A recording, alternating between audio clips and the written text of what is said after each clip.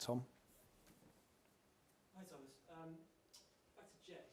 When Thomas Tuchel took over, he reached out to about 50 players, including James Maddison. But Jed said he wasn't one of them when we spoke to him last season. I just wondered, in your mind, from watching from afar and then obviously this season, what you think has changed? And have you actually spoken to Thomas Tuchel in the lead up to Jed's call? I've spoken to Tuchel, but not about Jed actually. So that was before.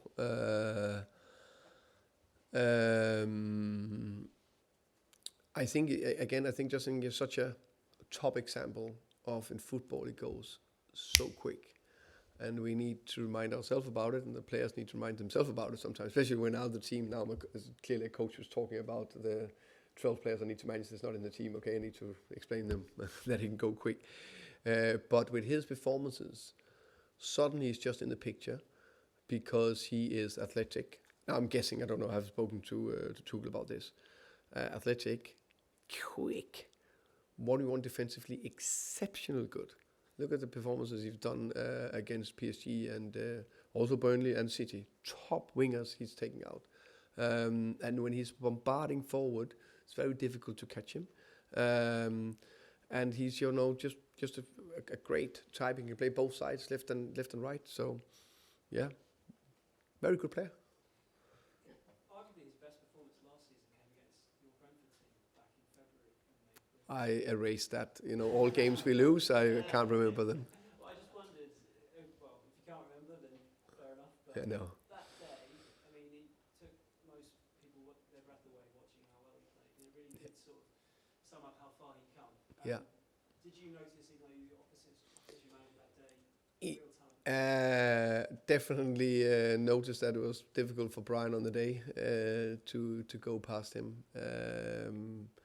No, he's good yet. I actually followed him, since the championship days when Brentford he was already on the radar there back then. And obviously it's been a fantastic start. The team looks so obviously well put together, but just fighting for everything. Forgive my language, but before you famously talked about the New Zealand no policy. Just wondered what in your mind constitutes how do you sort of guard against it? Fair play. I actually don't think there's any people that is I think then you're probably a psychopath if you are. I think most people are just not been guided well enough or got the help they need. And hopefully the most people they're getting into a good group and they can see, okay, this is actually how we should behave. And a lot of them need to get guided. Then I would say there's probably a little bit with the ego. There's always the ego who get in the way for all of us. And it's about maybe being guided around that, I think is a key thing. And then I think also it's human nature. It's back in history. You want to be part of a clan. We want to be part of something. And you feel you're accepted and part of something, you're like willing to do more. So if you get into a good environment, good culture, you feel, oh, I'm part of something. Most of the guys that maybe are borderline big egos, maybe we get around them and they get guided in the right way. And the best cultures is the ones where it's not me telling it all the time, but it's the players who's doing it in. Sorry, just as a follow-up, with that in mind, when it comes to bringing anyone into the club or whatever it might be, do you not really look at their sort of, if there's any sort of character references in the past, is it more when you actually deal with a player up front, that's when you really can tell what Yeah, but we take massive references. Massive, big on it. On any players done in the past, we'll do it the same. And of course, there are some players you are taking in that is like, okay, he's a 10 out of 10. Perfect. Others are not 10 out of 10. But they can't be too low, of course. But then you think, okay, I think with our culture, it'll work anyway. Matt? Can you talk a little bit to us about building a squad and for modern football, for Champions League campaign? When you look at, for example, your front unit, however you classify it, do you want two of each? Is variety more important than anything? I think the perfect picture unfortunately, it's not that perfect a lot of times in football or on clubs. In my opinion, is that you have 20 plus 3 players. That's a perfect. 2 in each position. All of them robust. Of course, you can get injuries. And then you need... You probably don't need 20 top players, because I also need that balance of everyone can get enough minutes. So it feeds their ego and where they are in their stage of career and everything. So that's the perfect scenario. It's not that often you get that. But, when you look at Tottenham's injury record last season, does that come into your planning, or do you have to almost forget about it and say you can't legislate? No, that's 100%. Of course, it come into the planning. We had too many injuries last year, so we can't get around that. Hopefully, with some of the processes we set in place or put in place, that can help. But it also, with that in mind, of course, we need to be aware that it's a long season, and I said it from the beginning. Hopefully, we're going to play 60 plus games, so that we need to be good enough on the building the players, good enough in doing a rotation at the right time, which is an art and very difficult, and be good enough to have the right amount of players, because you can't have too many, because that's also not good. Sort of on that as well, can I sort of about central defence? Then you've got, are you in the market for another one? Is Vuskovic gone to Hamburg, and why? And who are your options in there? When you talked about injuries, what's Mickey's situation? Is he going to blow through every game, or is it going to be one of those where you have to? I think Vuskovic, there's definitely something on that. That he maybe will not be in the club this summer. We have right now 3 centre backs: Mickey, Romeo, Danso, and Ben can play there if necessary. We have Cotta, a young centre defender we got this summer, that is training with the team, running now, training with the team next week, or training with the ball. There's not many left behind. And then Richarlison's come back in a couple of months. So I think that should be enough. Not necessarily, no. Not as that, no, yeah. Matt. Hi. Just wanted to ask about the striker situation. Obviously, Richarlison's in such good form. Is there anything Solanke can do at the moment more to get into the team, or has Richarlison sort of made it impossible to drop from that? I think it's all about performances. Richie has been fantastic in the pre-season. Played well, scoring goals. If you're playing well and scoring goals, you keep your shirt. It's difficult to put him out of the team, and I have no interest in doing that. On the flip side, I think Dom is a very good striker.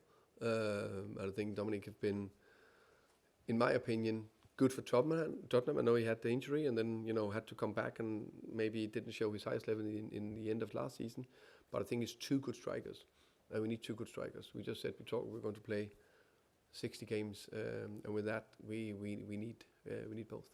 That competition obviously good for Tottenham for sure. Do you think, from Dom's perspective, that is a concern, particularly in a World Cup year, and he tries to get back into the English squad? What sort of situation you find himself in? I think that's very far away right now. I think he knows that he's a good striker. He knows that I like him. He knows there's competition. I think if he probably knew that let's say he was in team and he performed and Richie was pushing, it's the same for both of them. And can I ask one about the conversations you have with players when the club's sort of looking to sign them? You spoke last week, you only want players here who want to be here. Maybe there's going to be news today that clubs signed someone who was also strongly linked with other clubs. But in general, how do you sort of convince yourself that a player does want to be here when you're speaking to them? I think when I speak to them, I'm pretty direct and honest in how I see the player. Of course, want to sell the Tottenham project, of course, but I'm also direct in terms of how I see their role and what we hopefully can make them to become, but also that it will be a fantastic journey, but also can be ups and downs in that journey, and then there's bits I need to work on. We go into that. I how can I say, sign off. I would like the player, but the player also needs to sign off to the project and the role. Jacob. Thomas, you said before about players having an ego. Presumably, though, there's a good type of ego and a bad type of ego. They need to have that when they're on the pitch, though. 100%. You know, they need to. We all have the ego. We can't live without the ego. None of us would have been in this room probably being in the position you guys are. I am Anthony. We don't have an ego that can push us a bit. So I think that's hugely important. But I think it's important that it's not controlling you in many ways. And I always use that attitude as confident but humble. So you need to be extremely confident in your own abilities, but also humble about the team, humble about your role, humble about what you need to do. Humble about is every single day you need to put the hard work in. But of course, when you step on the pitch, when I step in here, you need to look confident, but I'm not humble to do all the hard work. Forget it. If you meet a player who maybe doesn't come across as having that kind of humble attitude, are you immediately put off by it? Or do you think that I'd like to get in there and work out what's going on? I've met a few over the years. I think it's important to try to understand the player. I think it's so easy to say, oh, he doesn't have enough, or he have too much, or it's the easiest way. It's my job together with the coaches to maximize their potential. To maximize their potential, I need to get to know them and try to get into them. Finish with John, please. I was wondering if you could give us an overview of this transfer window compared with the ones you've had at Brentford. Has it been a bigger pool because of financial? Tottenham got a bigger financial pool. You're looking for.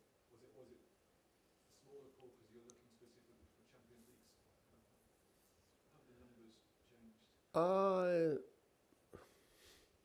If any, a smaller pool, I would say. But probably this similar, with just a couple of levels above in terms of what you're looking for. But when you're looking for better players, there's not that many. And we all want the best and the perfect one, that perfect number 10 I described before. There's very few of them out there, if any. So when you do that, there's always some doubts in something. Of course there is. But it's been a good learning. It's the same processes, but of course I need to get to know how people work here and how the processes are. So that means there's been more work this summer than there's been the other years in Brentford, except the first couple of years, of course. Which is natural. It seems that other clubs have been involved more. Is it more like you've got to fend off the predators as well as rivals, as well as convince the player? Say again. So. You've got to fight. Then the club itself has got to fight other clubs that are fighting for the same pool of players.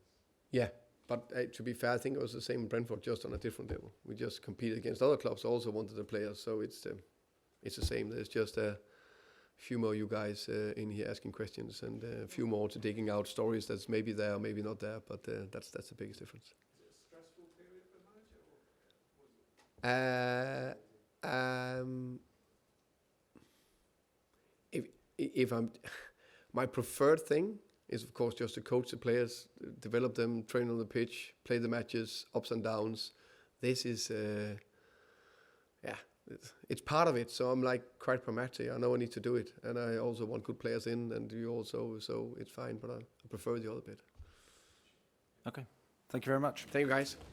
Thank you. Yeah.